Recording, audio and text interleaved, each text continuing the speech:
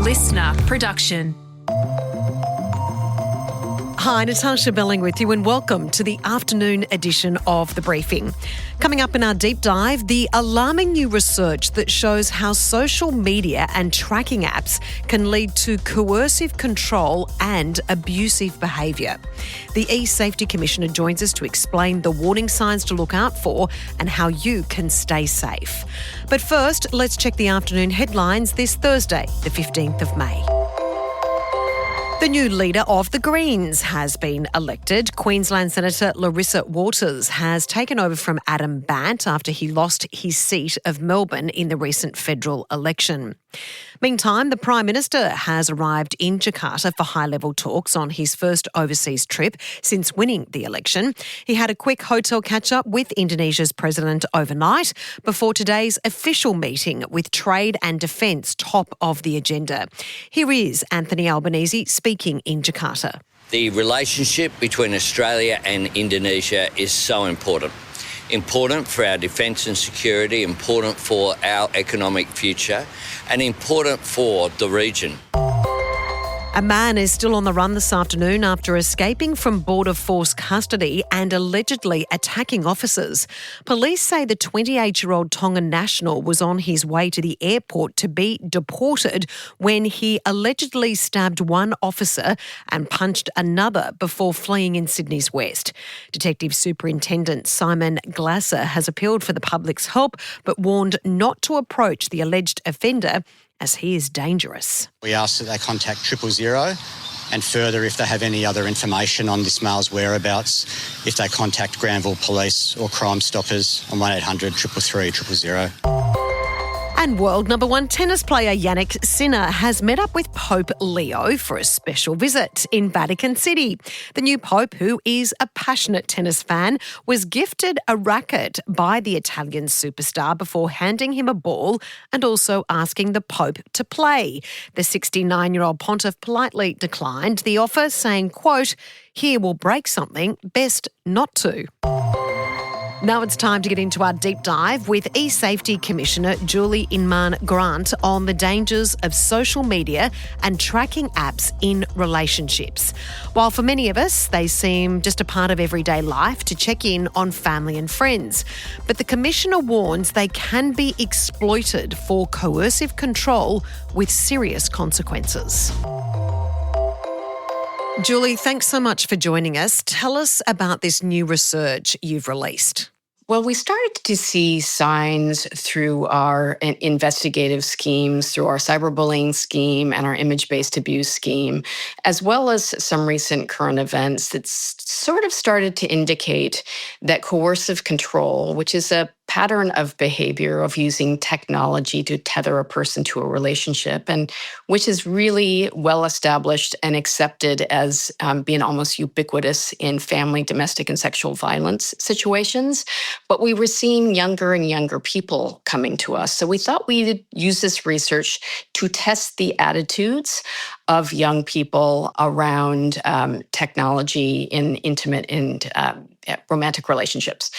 So you would have seen some of the numbers, which I found alarming, that 1 in 5 think it's okay to track someone's location with or without their knowledge and consent if they're in a relationship with them.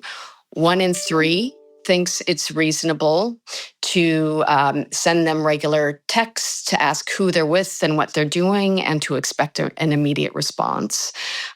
There's an expectation and almost pressure put on partners to share passwords, which when you're in a trusted relationship may make sense, but relationships don't always endure, and relationship retribution is indeed something we see with image-based abuse, when intimate images are sent when you're in the loving part of the relationship, but can be used to harass and humiliate a person once that relationship is on the downslide.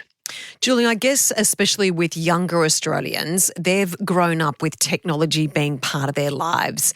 There's even a lot of people that may be able to track their friends to see where they're out at night for safety reasons. A lot of parents use these tracking devices to make sure their children are safe. Where can you distinguish from the fact that it's okay to check on someone's safety to when it actually steps over that very concerning line where it becomes coercive control? Well, this was the very fine line we tried to navigate in our online safety advisory and advice. Where do you draw the line between digital care and digital control? And this is not about victim blaming at all. I'm a parent. I've got 3 teenagers.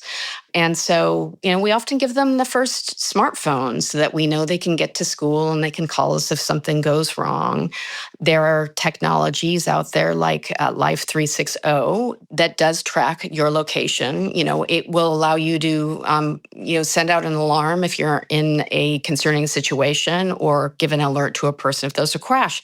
Now, that's a beneficial use. It's the how we use these technologies to monitor and, in fact, surveil our kids by talking to them about it. We have such an important role to play in modeling privacy, respect, consent, and in setting digital boundaries. And so to me, it's a very different scenario if you're a parent looking after the safety of a minor and you're telling them what you're doing and why you're doing it, versus some nefarious uses of technology, many technologies that may be beneficial to prove that you are committed in a relationship, but really to harass, surveil, and control. And I can talk about how this might manifest and some of the different ways we've seen technology be misused. That's exactly what I was just about to ask you, Julie, in regards to there's pretty clear evidence now that this type of behaviour with coercive control very much is a dangerous pathway then to more serious domestic violence issues. Absolutely. And in our engagement in technology-facilitated abuse since 2016, we were very much on the periphery talking about technology being almost ubiquitous in domestic family and sexual violence cases back then. I think it's now recognized that this is commonplace. But what we're concerned about is that young people are engaging in romantic and intimate relationships in their teenage years, and the technology is ubiquitous. They're meeting on dating sites or through friends on social media. They're sharing locations on Snap Maps. They may be sharing intimate imagery on ephemeral media like Snap. So it's all around them. And they may have been conditioned, or this whole idea of monitoring or sharing location has been somewhat normalized. So this is why we're also targeting this education to parents and carers. So if they see their kids exhibiting signs of being in a relationship that doesn't seem healthy or it seems too controlling, that they can step in and ask the right questions and really know how to help their kids extricate themselves from what might be an unhealthy tethering to a dysfunctional relationship. Education is so important because especially when as parents or carers or even in young Australians in new relationships, it's very, very hard to navigate these situations and where it steps over that line. Where can people go to find out more about the education opportunities to where they can work out to look out for those dangerous signs? Well, we've got a huge set of resources on coercive control, and specifically one for young people, where we engaged with young people about their experiences and what kind of information would be helpful to them. That's all at eSafety.gov.au. And this online safety advisory is under the title Love is Not Control. And we'll also be issuing a number of free webinars for parents, carers, and educators so that we can walk through with a live trainer what we see. There are very concerted patterns we see in kind of relationship formation that starts with love bombing, which is kind of overwhelming praise and gifts. And, it starts really, really quickly and you're getting lots of dopamine hits and you feel like you're in love. That slowly moves into isolation, where the perpetrator will kind of try and separate that person, keep them to themselves, and isolate them from family and friends. Then the manipulation starts, and that's where it starts to be concerning, and there's gaslighting. They're using common things like Strava or Fitbit to track where your partner may be running, who they're exercising with, whether or not they're burning enough calories on that run. There are technologies we use every day, like Uber Eats. You may send someone's favorite lunch to their workplace, but that may be a way of controlling and checking that they're there, masquerading as a grand gesture. So there are many creative ways to misuse really positive technologies. And we also need to call on the technology companies to build safety by design and think about the potential misuses so that people aren't exploiting them for nefarious reasons. You make a great point there, Julie. That was going to be my next question in regards to the responsibility of these social media giants. A great example is Snapchat, where a lot of parents may not realise that there's Snap Map, where at all times you can see where people are, where your friends are, and sometimes you actually end up connecting on Snapchat with people that aren't friends. Where is the responsibility on these social media giants to crack down on this? Because that can be misused to really serious consequences. Find My Friends is a very concerning feature that we've discussed with Snapchat. Snap Maps, interestingly, is one that is off by default. And what I also think companies need to do is when you decide to turn it off or hide your location, they need to make those features much more discoverable and easier to find.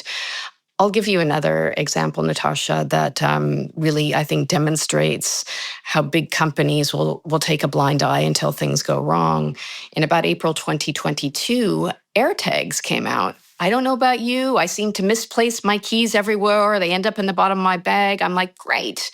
But I thought, ooh, gosh, these could become a really dangerous surveillance device. So I wrote to Apple as the regulator saying, I know you're concerned about privacy, but what kind of safety by design consideration did you put into engineering this?